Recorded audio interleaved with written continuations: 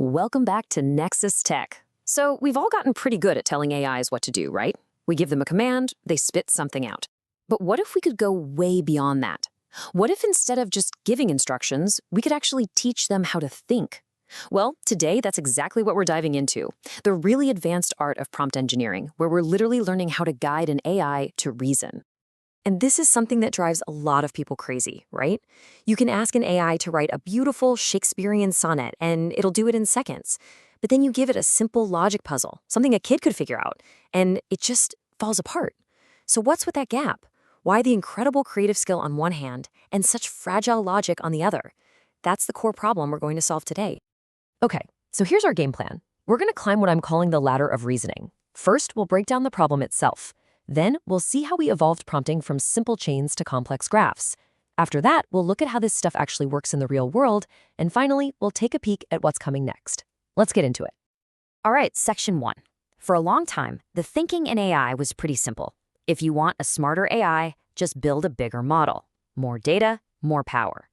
But what we're finding out is that raw power, it isn't the whole story. The real breakthroughs are coming from smarter ways of guiding the incredible models we already have. And that really gets to the heart of it. This is what advanced prompt engineering is all about. It's not just about typing a question and hitting enter anymore. No, it's about designing the AI's entire thought process from start to finish. We're crafting a sophisticated dialogue, not just asking for a simple answer. We're teaching it how to find the answer for itself. So, how do we actually do that? How do we build this better conversation? Well, it all starts by adding a little bit of structure, and we're going to start with a foundational technique that really changed the game. First up on our ladder is a concept called chain of thought, or COT for short. The idea is brilliant, and it's actually pretty simple. You just tell the AI to think step by step. It's kind of like telling a math student, hey, show your work, or giving someone a recipe instead of just a picture of the final dish. Instead of jumping straight to the conclusion, the AI is forced to lay out its reasoning, one piece at a time. And you can see it right here. It's a straight line. One thought leads to the next, which leads to the next, in a single, unbroken chain. This is incredibly powerful for adding structure and forcing the AI to slow down. But it has one major weakness. If just one of those links in the chain is wrong, the whole thing shatters.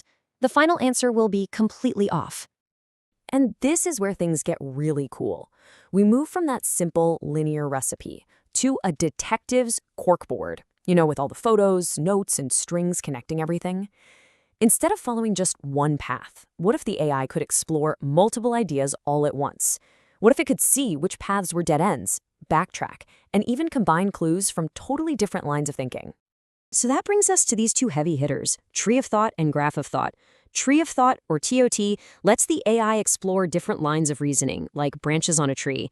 If a branch doesn't look promising, it can just backtrack and try another one. And then there's graph of thought, GOT, which takes it to a whole other level. It lets thoughts connect like a giant web, merging ideas and building these complex arguments that look a whole lot more like how humans solve really, really tough problems. Okay, that's the theory, but you're probably asking, does this stuff actually work in the real world? Let's find out. We're going to move away from the abstract ideas now and look at some hard numbers. Let's take a look at finance, where one wrong decimal point can cost millions. It turns out that using this graph of thought approach can boost accuracy on really complex jobs by up to 25%. We're talking about things like risk analysis, financial modeling. That is a massive, massive improvement when the stakes are that high. And this one. This one is huge. We all know about AI hallucinations, right? That's when the model just makes stuff up but states it with total confidence. It's a massive problem. Well, these structured reasoning techniques have been shown to cut those hallucinations down by up to 30%. This isn't just about being more accurate. It's about being fundamentally more reliable and, well, less dangerously wrong. Okay, so we're making the AI more logical, more reliable. That's great. But what happens when the logic is perfect, but the basic understanding of the words is just wrong? This is where it gets really tricky, because we're wading into the beautiful, chaotic mess that is human language. Okay, check this out. I want you to look at this sentence. It's from a Croatian dialect. If you run this through a standard translator, you get something like, the young woman found some treasure in the cereals. Now, you can imagine an AI seeing that and getting totally confused. Treasure? In cereal? What kind of treasure?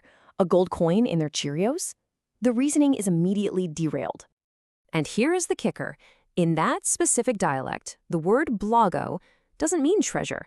It means bug. A bug. The young woman found a bug in her cereal. See? Without that one little piece of cultural context, even the smartest reasoning model on the planet is completely and utterly lost. So how in the world do you solve a problem like that? Well, you use a brilliant technique called retrieval augmented generation, or RAG for short. Think of RAG as giving the AI a library card, or maybe a super specific cheat sheet. Before it answers, it gets to look up information from an external source, like a custom-built dictionary of dialects. It gets to fill in the gaps in its own knowledge. And you don't have to take my word for it. The numbers are right here. In a study on these dialects, a standard prompt to GPT-4 got it right about 66% of the time. Okay, not bad. But then they just added reg, just gave it access to the dictionary, and accuracy bumped up to almost 69%. But here's the real magic. When you combine reg with an advanced reasoning prompt, the accuracy jumps to nearly 71%. That is a clear, undeniable win. All right, so that's the state of play right now, but you know how fast this field moves. It's absolutely breakneck speed. So what's next? Where is all of this headed? Well, the roadmap is looking pretty incredible, and it's happening fast. By next year, experts expect chain of thought and tree of thought to be totally mainstream in the financial industry. By 2026, we're going to see the rise of highly paid, specialized prompt engineers for specific domains. By 2027, you won't even be able to deploy these systems without making them regulatory aware. And by 2030, the big one. Graph of thought systems are expected to be widely deployed in major, top-tier banks.